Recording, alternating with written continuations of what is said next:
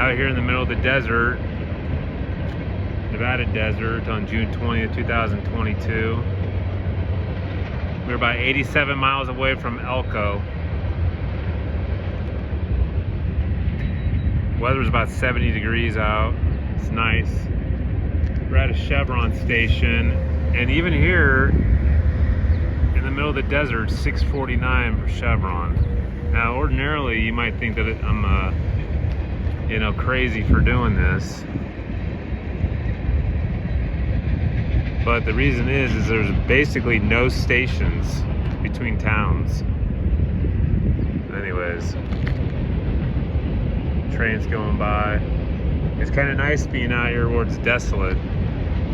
Wouldn't want to do it every day though.